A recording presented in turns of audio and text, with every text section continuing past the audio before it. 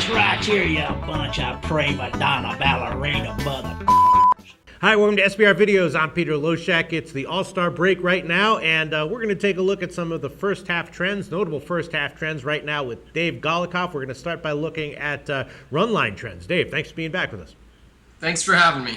All right, let's start with the now you've written an article covering the top teams on the run lines. I track things based on the money lines, and what I have here is Baltimore, Oakland, and the Angels were by far the three best teams in all of baseball on the money lines. Baltimore was slightly the top team, then Oakland was the second team, and the Angels were the third team. They were all the only three teams in double digits in terms of positive ROI on the year. And then after that came Seattle, Minnesota, and the White Sox and San Francisco, all kind of bunched together.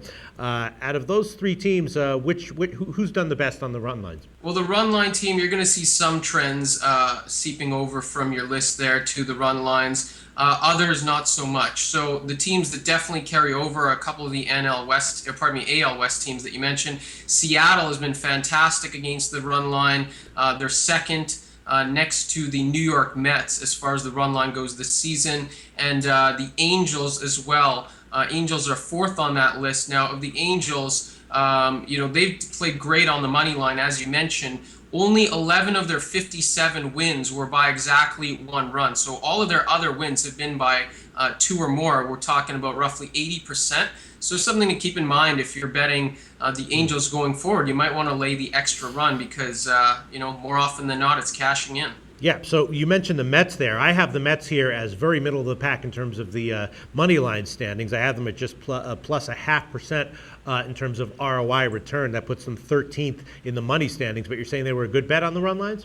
Yeah, exactly. So I think maybe we should clear up for our viewers here just how this run line is calculated. So basically, if the favorite if the team is favored on the money line, then it's minus 1.5 is what they calculate this run line at. If they're the underdog, then they get plus 1.5. So it tabulates both times when they're a favorite and when they're an underdog. So when you take a look at the Mets, I think they're going to be an underdog in most situations. And that's why they're probably getting the plus 1.5 for this calculation. You take a look at the numbers, played in 33 one-run games this year. So when they play in that many one-run games, obviously they're going to cover the plus 1.5. And, combined with the fact that the Mets have, I'll say overachieved a little bit with perception. This is a team that came into the year expected to be trash, expected to be rebuilding. They're not great, 45-50. They're mediocre, but considering where the perception was, they've overachieved. So, when you're getting them plus 1.5, you're doing pretty good with the Mets this year.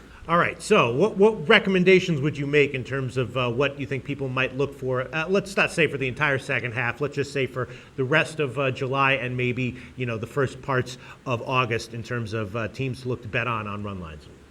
Well, I think the best team to continue betting on the run line, to me, when I look at this, I'm evaluating for a team that obviously wins a lot and has a good offense. I think that's the only way that you can really project a run line, handicapping going forward. And to me, the Angels are the best team for that. Great offense. Mike Trout's fantastic. Albert Pujols is fantastic in the middle of that lineup. The pitching's been good. And as mentioned, when you take a look at the trends, again, only 11 of their 57 wins were by exactly one run. So you're almost you're almost losing out if you're not betting them by two or more. So I think the Angels are definitely the trend pick that I would recommend going forward. All right. Thanks so much, Dave Golikoff. Now let's move on to totals.